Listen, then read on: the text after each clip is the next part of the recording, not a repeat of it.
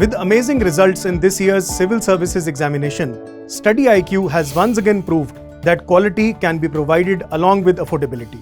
हमारे P2I यानी Prelims to Interview 2025 live batch में you will get 1000+ hours की live classes, 1-to-1 mentorship, daily answer writing practice, success in prelims crash course, 18 books covering all GS subjects, interview guidance program, and the most important, mains residential program where all prelims cleared students will be called to Study IQ campus in Delhi at no additional cost. Batches English, Hindi और English तीनों में available हैं. For any query, call 079-7142-0466. Scan QR code to join now. Study IQ IAS. अब तैयारी हुई affordable.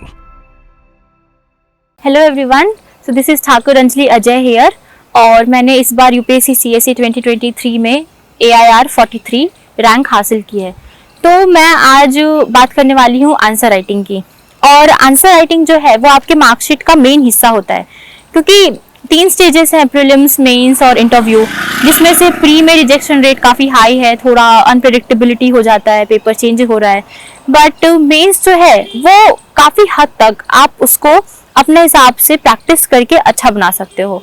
और आपने देखा होगा कि मेंस में अगर बहुत अच्छे स्कोर होते हैं तो इररिस्पेक्टिव ऑफ कैसा इंटरव्यू गया या फिर क्या चीज़ें हुई, आप अच्छा स्कोर कर पाते हो, आप अच्छी रैंक ला पाते हो।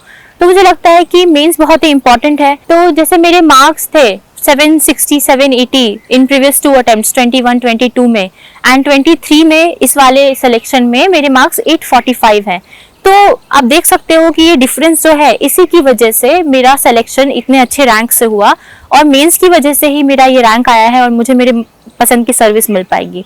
तो मुझे लगता है कि मेंस को अगर आप टारगेट करो तो आपकी जर्नी काफ़ी हद तक आसान हो जाती है और सही स्ट्रैटेजी वो होती है।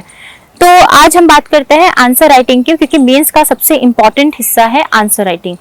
आंसर राइटिंग बहुत ही इम्पॉर्टेंट है, क्योंकि आंसर में क्या होता है, कई बार हम बहुत सिमिलर से आंसर्स लिखते हैं, और अगर मान लीजिए आप सिमिलर से आंसर लिख रहे हो तो बहुत ही एवरेज से सिमिलर से मार्क्स भी मिलते हैं, जिसकी वजह से डिफरेंस नहीं आ पाता।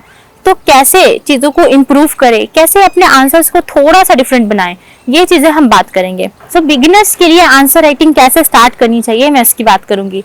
मैंने भी जब शुरू किया था तो मुझे मैं बहुत ही अंडर कॉन्फिडेंट रहती थी कि मुझे कुछ नहीं आ रहा। और ऐसा होता है कि आप क्वेश्चन लिख लो और उसके बाद आप सोचो तो आपको लगता है कि शायद आप ना लिख पाओ, आपको कुछ समझ नहीं आ रहा। तो आप क्या करिए, मैंने ऐसा किया था कि मैं PYQs को उठाती थी और उसको पढ़ती थी, सर्च करती थी, और 2-3 साइट से, क्योंकि मल्टीपल सोर्सेस है आपके पास, फॉरम के अच्छे आंसर्स होते हैं, दृष्टि IAS के आंसर्स होते हैं, तो आप उस पे जाइए, उसको रीड करिए और फिर आप उसको समझिए। समझने के बाद फिर आप उसको आंसर अपने हिसाब से अपने शब्दों में लिखिए, और ये पढ़ने और लिखने के बीच में थोड़ा सा टाइम गैप रखिए। जैसे मान लीजिए मैं क्या करती थी, मैंने आज रात क्वेश्चन ढूंढा कि मुझे क्वेश्चन क्या लिखना है, देन मैं उसके आंसर ढूंढती थी, आंसर पढ़ती थी, और अगले दिन मैं उसको लिख देती थी। और ये गैप रखना क्यों इंपॉर्टेंट है, ताकि आप उसको मेमोराइज करके ना लिखो, क्योंकि जब आप मेमोराइज करके लिख दोगे तो आंसर राइटिंग का जो मेन पॉइंट है, फंडामेंटल पॉइंट है, वो पर्पज ही खत्म हो जाएगा।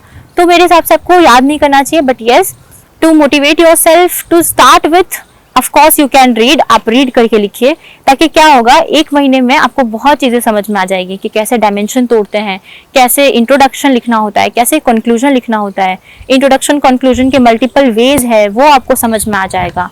तो to start with please go and read, आप रीड करके लिखिए, खुद को मोटिवेटेड रखिए, ताकि आप आंसर राइटिंग स्टार्ट कर पाओ, वरना स्टार्ट ही नहीं कर पाओगे। अगर शुरू से ही खुद पे हार्श हो जाओगे कि खुद ही लिखना है वरना क्या पॉइंट हुआ, तो नहीं कर पाओगे। मैं नहीं कर पा रही थी, तो मैंने ये रास्ता अपने लिए चूज किया था। देन जब आप लिखते हो तो वो सिर्फ एक स्टेप कंप्लीट करते हो। दूसरा इंपॉर्टेंट स्टेप क्या होता है, आप उसको लेकर खुद बैठो। Of course you can get it evaluated, किसी से इवैल्यूएट करवा लीजिए, मार्क्स मिल जाएगा, पता चल जाएगा क्या गलतियां हैं। बट प्लीज उसके बाद भी इवैल्यूएशन हो या ना हो, आप उसके बाद आंसर्स लेकर बैठिए और खुद देखिए कि वो खुद के लिए आपके लिए अपीलिंग है या नहीं। अगर आपको सही लग रहा है तो वो सही होगा मोस्टली, अदरवाइज हमें खुद पता चल जाता है, हमारा कॉन्शियस हमें बता देता है कि बहुत ही खराब आंसर लिखा है, जो मोस्टली ऐसा होता है। तो फिर आप क्या कर सकते हैं, आपने जो 2-3 साइट रेफर किया था उसमें वापस जाइए और उसमें से जो पॉइंट्स आपने मिस किया है या फिर जो कुछ अच्छी चीजें मिस आउट की है उसको वहीं पे ऐड कर दीजिए। इसके दो बेनिफिट होंगे कि जब आप वापस उस साइट पे जाओगे तो आपको पता चलेगा कि अच्छा इसमें इतना सुंदर आंसर था जो मैंने पढ़ा भी था, स्टिल मैंने कैसा आंसर लिखा है या फिर मेरे जो शब्द थे वो कितने ज्यादा अच्छे हैं या फिर कितना जार्गन नहीं कहूंगी मैं, जार्गन से इस्तेमाल करना इंपॉर्टेंट नहीं है, लेकिन जो टेक्निकल वर्ड्स होते हैं, लाइक आप एग्जांपल ले लीजिए कि इकोनॉमी का कोई आंसर लिख रहे हो तो इकोनॉमी में कुछ पर्टिकुलर टर्म्स होते हैं जो आपको कोट करना चाहिए, तो वो चीज आप कोट कर पा रहे हो या नहीं, ये चीजें आप आइडेंटिफाई कर लोगे जब आप वापस उन साइट्स पे जाओगे और देखोगे अपने आंसर को मैच करोगे तब।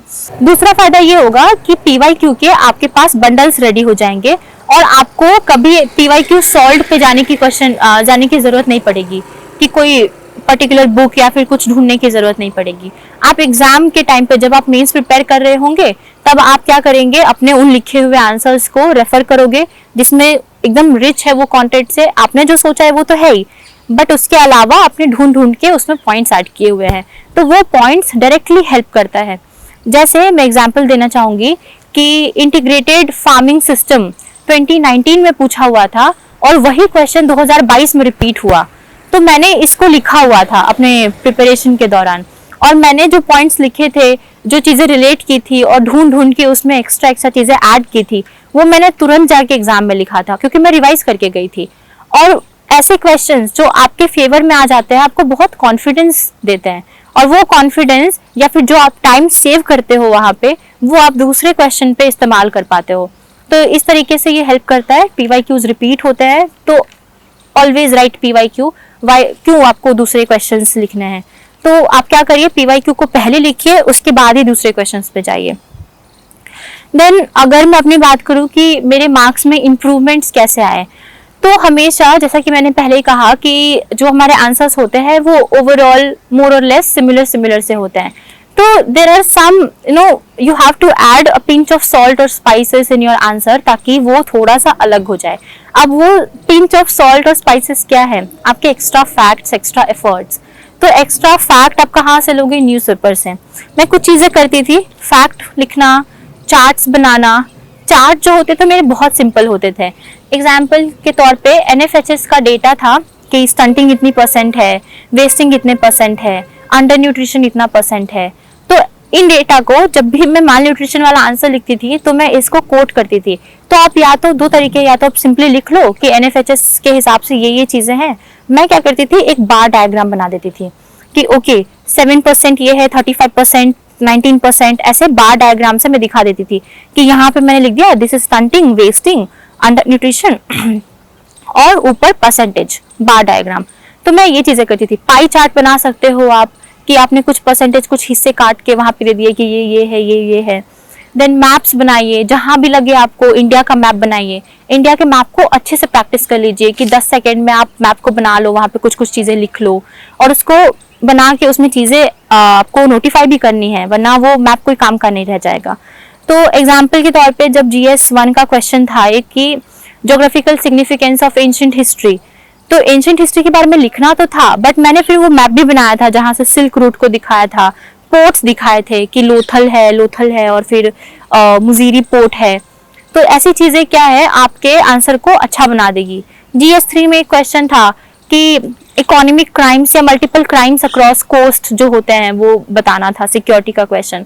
तो मैंने एक मैप बनाया था जिसमें कोस्ट दिखाया था इंडिया का और वहां पे दिखाया था कि ये जो है ये कोस्ट लाइन है, यहाँ पे पायरेसी होती है और यहाँ से जैसे 26/11 का अटैक हुआ था मुंबई वाले एरिया में, आप वो दिखा सकते हो एक छोटा सा एरो करके। तो ऐसी चीजें आपके आंसर को एक्स्ट्रा अच्छा बनाएगी। यही है जो पिंच ऑफ स्पाइसेस और सॉल्ट की बात मैं कर रही थी। फिर आप न्यूज़पेपर को एक अपना अच्छा सोर्स बना सकते हो इन चीज़ों को ऐड करने के लिए।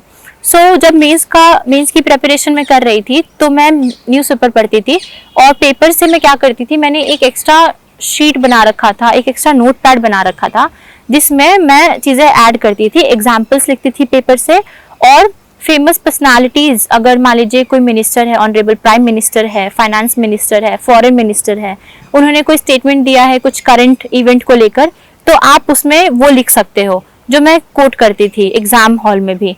जैसे एस जयशंकर जी ने बहुत सारा स्टेटमेंट दिया था, ऑनरेबल प्राइम मिनिस्टर ने स्टेटमेंट्स दिए थे रशिया यूक्रेन के बारे में, और जो भी आसपास चीजें हो रही हैं, तो आप उनको डायरेक्टली अपने एग्जाम में इंट्रोडक्शन या कंक्लूजन्स में इस्तेमाल कर सकते हो। प्राइम मिनिस्टर ने ऐसा कहा था कि without tribal development we can't imagine national development.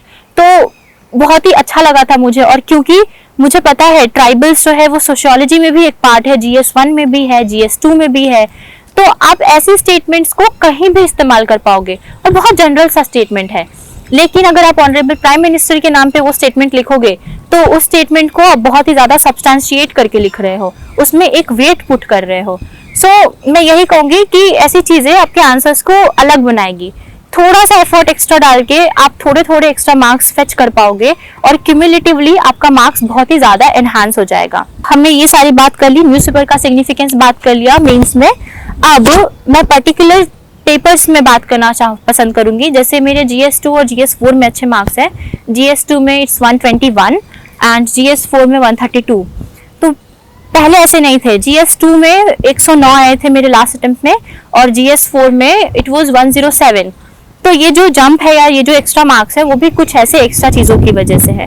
So GS2 में मैं क्या करती थी, मैं जितना हो सके सुप्रीम कोर्ट के जजमेंट्स याद करती थी। अगेन नोट्स मेकिंग, मैंने एक एक्स्ट्रा शीट बना रखा था, क्योंकि GS2 जो है वो आफ्टरनून का पेपर है, और आप जब ब्रेक में उन पेपर्स को देखते हो, उन शीट्स को देखते हो, तो आप एग्जाम में तुरंत रिलेट कर पाते हो। तो मैंने शीट्स बना रखी थी SC जजमेंट के, आर्टिकल्स के, जो इम्पोर्टेंट आर्टिकल्स हैं वो, इम्पोर्टेंट फैक्ट्स के, सर्वेज वगैरह, and of course statement, quote, ये सारी चीजें जो मैं GS2 में ऐड कर पाऊँ, कोट कर पाऊँ। तो ये कुछ चीजें थी। खासकर IR में, हर IR के क्वेश्चन में आप मैप बना सकते हो, मैं बनाती थी। मान लीजिए वेस्ट एशिया का पूछा हुआ है, तो एक बेसिक सा सिंपल सा मैप बना सकते हो आप, सऊदी अरेबिया से शुरू करके वो कुछ कुछ कंट्रीज आप दिखा सकते हो। अगर इंडिया अफगानिस्तान रिलेशन पूछा हुआ है, तो थोड़ा सा इंडिया को बना के पीछे से अफगानिस्तान पाकिस्तान थोड़ा दिखा सकते हो। तो इससे क्या होता है कि आप एक कुछ एक्स्ट्रा एफर्ट डाल रहे हो, जिसकी वजह से आपका आंसर थोड़ा सा डिफरेंट हो जा रहा है। तो मैं ये चीजें करती थी, मैं IR के क्वेश्चन में मैप बनाती थी। देन GS4 में अगेन GS4 जो है वो सब ऑलमोस्ट सिमिलर लाइन पे लिखते हैं। GS4 में भी अगेन वही थ्योरीज पूछ रहे हैं, एटीट्यूड, एप्टीट्यूड, इमोशनल इंटेलिजेंस, चीजें रिपीट हो रही हैं। तो उसको आप अलग कैसे बनाएंगे? आप उसको अलग बनाएंगे अपने अलग एग्जाम्पल से। जैसे मैं क्या करती थी, न्यूज़पेपर से अलग एग्जाम्पल्स चूज करती थी। जैसे एग्जाम्पल मुझे एक याद है, DRDO के किसी साइंटिस्ट ने किसी वुमेन को सेक्सुअली हरास किया था, क्योंकि और उसको जॉब ऑफर करने के बहाने उसको हरास किया था, ऐसा कुछ न्यूज आर्टिकल था। तो मैंने ऑफ कोर्स ये ऐसे देखोगे तो कहीं शायद काम ना आए, बट GS4 में वो काम आएगा एथिक्स में। जब भी आप अब्यूज ऑफ अथॉरिटी की बात करोगे, जब भी आप बोलोगे कि पावर को कैसे अब्यूज कर सकते हो, या फिर विमेन के इश्यूज की बात करोगे, तो ये चीज आप वहां पे कोट कर पाओगे। सो ऐसे ही कुछ अलग एग्जांपल्स, क्योंकि ऑफिसर्स के एग्जांपल्स और जो सर्कुलेट होते हैं सोशल मीडिया पे शीट्स बहुत सारे एग्जांपल्स के, वो सब रिडंडेंट हो चुके हैं, सब सेम एग्जांपल लिखते हैं। तो ऑफ कोर्स अगर मान लीजिए आपको कुछ याद नहीं आ रहा, तो वो आप कोट करिए, खाली मत छोड़िए, लेकिन कोशिश करिए कि न्यूज़पेपर से रिसेंट और रेलेवेंट एग्जांपल्स आप ऐड कर पाओ, तो वो बहुत ही हेल्प करता है। Then dimensions of current affairs और डायमेंशन ऑफ करंट रेलेवेंस आपको लिखना चाहिए अपने आंसर में। मान लीजिए कोई कोट दिया हुआ है जो हमें एक्सपैंड करने के लिए पूछता है कि what does this quote mean to you, this statement means to you. तो ऐसे में आप मान लीजिए पहले मीनिंग तो बताएंगे ही इंट्रोडक्शन में, आप बता सकते हो कि कैसे वो अलग अलग डायमेंशन में रेलेवेंट है, बट उसका करंट रेलेवेंस भी बताओ। आप उसको डायमेंशंस में तोड़ दो, पेस्टल वाला अप्रोच कर दो, इंडिविजुअल, सोसाइटल, नेशनल, ऐसा वाला अप्रोच कर दो कि मान लीजिए विवेकानंद का जो ये कोट है वो इंडिविजुअल लेवल पे कैसे हेल्प करेगा या कैसे रेलेवेंट है, सोशल लेवल पर कैसे रेलेवेंट है, नेशनल लेवल पर, इंटरनेशनल लेवल पर कैसे रेलेवेंट है। तो ऐसी चीजें जो है वो हेल्प करता है। मोनोटोनसली कुछ भी लिखने से अच्छा है कि आप उसको ब्रेक करके ऐसे वाला अप्रोच आप उसमें इस्तेमाल कर सकते हो।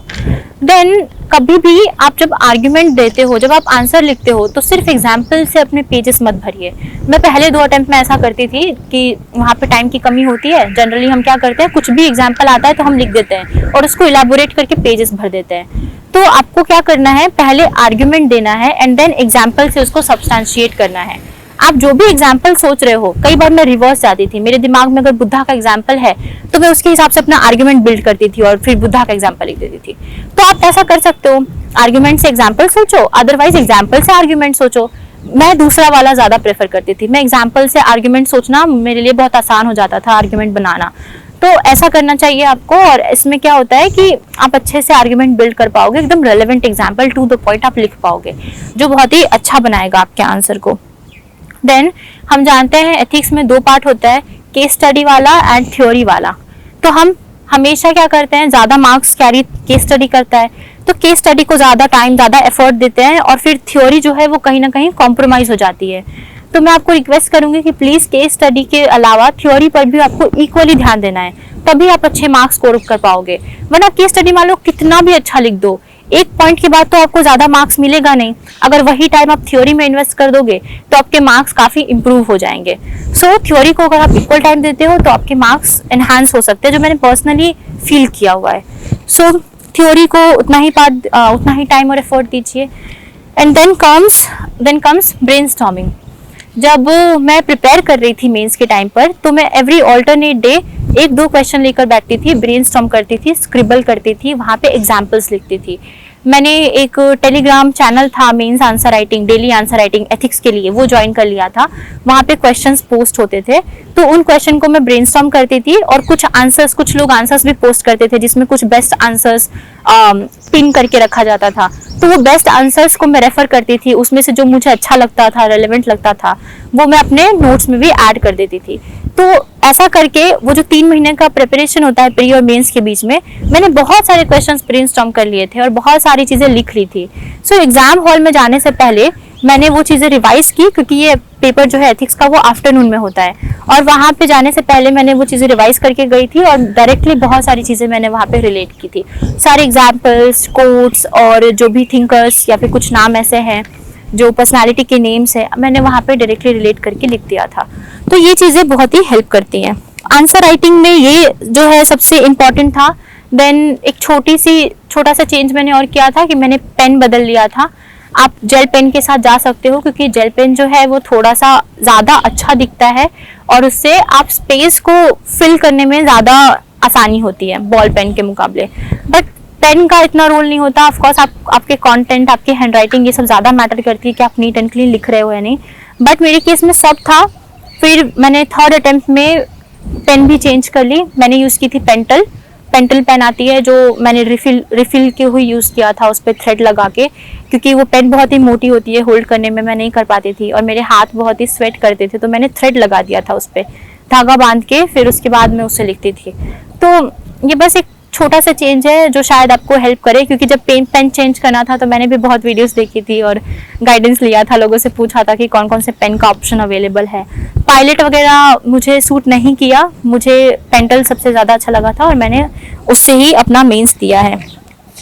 फिर जो बेसिक चीज़ें होती हैं कि जब आप आंसर लिखते हो, तब आप एग्जाम हॉल की बात कर रही हूँ मैं, जब आप एग्जाम हॉल में आंसर लिखते हो तो आपको अंडरलाइन करना चाहिए क्वेश्चन पेपर पे। मैं क्या करती थी, जब मैं क्वेश्चन पढ़ रही हूँ तो मैं अंडरलाइन या सर्कल कर रही हूँ और वहां पे लिख रही हूँ 1, 2, क्योंकि कई बार आप एक क्वेश्चन के मल्टीपल एस्पेक्ट्स होते हैं और आप 1-2 एस्पेक्ट मिस कर जाते हो लिखते लिखते, तो आप वो एस्पेक्ट पहचानने के लिए वहीं पे नंबर्स लिख सकते हो। मैं क्या करती थी, क्वेश्चन पढ़ती थी और जैसे पूछा हुआ है कि what is this and how it is important, what can we do to reform, to make some reform और चेंजेस इन इट। तो ऐसे 3 क्वेश्चन हो गए इसमें, 3 सब पार्ट कि what is this first, second कि हाउ टू, सेकेंड क्या है कि why this is like this second, and how to improve. तो आप ऐसे 3 डायमेंशंस में उसको तोड़ के नंबर लिख के वहां पे काम अपना खत्म कर सकते हो। और मान लीजिए मुझे वो पढ़ते टाइम लगा कि मैं इसमें एक डायमेंशन वे फॉरवर्ड का ऐड कर सकती हूँ या कुछ कर सकती हूँ, तो मैं वहां पे 4th लिख के लिख देती थी WF, वे फॉरवर्ड। तो इसमें मैं क्या करती थी, लिखते लिखते क्वेश्चन को देखती थी और देखते देखते मुझे रियलाइज होता था कि ओके मुझे कहाँ खुद को रोक लेना है, कितने टाइम पे खुद को रोक लेना है, क्योंकि टाइम मैनेजमेंट आंसर राइटिंग में बहुत इंपॉर्टेंट होता है। और जब आप अपना ट्रैक रखोगे हर क्वेश्चन में, तो पेपर छूटने की संभावना बहुत कम हो जाएगी। पेपर आपको किसी भी हालत में नहीं छोड़ना है, आपसे भले ही लास्ट क्वेश्चन थोड़ा कॉम्प्रोमाइज हो जाए, बट प्लीज आप क्वेश्चन कोई मत छोड़िए, क्वेश्चन को लिखिए अच्छे से। एंड जब आप क्वेश्चन पेपर देखते हो तब मैं कहूंगी कि प्रायोरिटाइज करके लिखिए।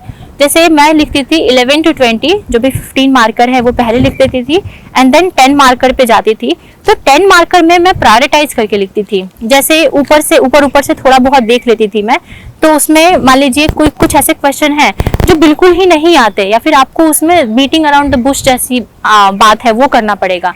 लाइक पूछा था कि बायोडिग्रेडेशन वाला कोई क्वेश्चन था, ऑयल जैपर एक्सेट्रा वाला कुछ क्वेश्चन था, ये बायोडिग्रेडेशन वाला क्वेश्चन था GS3 में।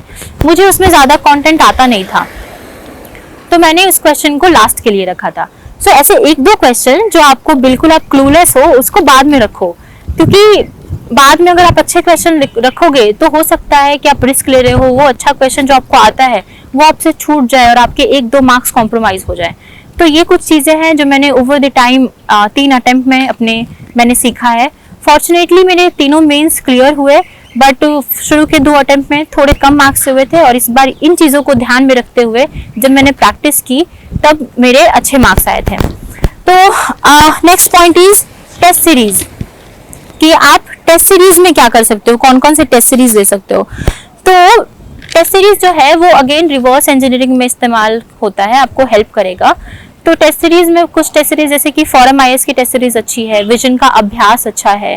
मैंने नेक्स्ट IAS के पेपर्स लिखे थे, मुझे वो फ्री ऑफ कॉस्ट अवेलेबल हो गया था। फॉरम के कुछ पेपर्स मुझे मेरे फ्रेंड्स से अवेलेबल हो गए थे, तो मैं खुद ही लिखती थी और खुद ही इवैल्यूएट करती थी, क्योंकि हमने शुरुआत में ही बात की, मैं जब आंसर राइटिंग करती थी तो मैं खुद पेपर को लेकर बैठती थी और उसमें पॉइंट्स ऐड करती थी। सो द पॉइंट ये नहीं है कि आपको कोई इवैल्यूएट करके दे, आपको कोई बताए कि इतने मार्क्स आ रहा है। ऑफ कोर्स कोई है करने वाला तो बहुत अच्छा है, लेकिन पॉइंट तो ये है ना कि जब आप आंसर लिखते हो या फिर जब आप टेस्ट सीरीज देते हो तो आप उसमें इंप्रूवमेंट कैसे लेकर आओगे। Improvement in the sense extra fodder points, extra content आप रिवर्स लर्निंग से सीखते हो जब आप टेस्ट लिखते हो तब। तो मैं उसको खाली लर्निंग के हिसाब से लिखती थी, और उनके मॉडल फॉरम IAS के मॉडल आंसर्स बहुत अच्छे होते हैं, उनमें से मैं रिवर्स लर्निंग करके बहुत चीज़ें सीखती थी, अपने नोट्स में ऐड कर लेती थी। तो ये कुछ बेसिक चीज़ें हैं जिसने मुझे हमेशा हेल्प करी हैं, और मैं उम्मीद करती हूँ कि आपको भी हेल्प करेगी। सो बस इतना ही था आंसर राइटिंग में। Thank you so much.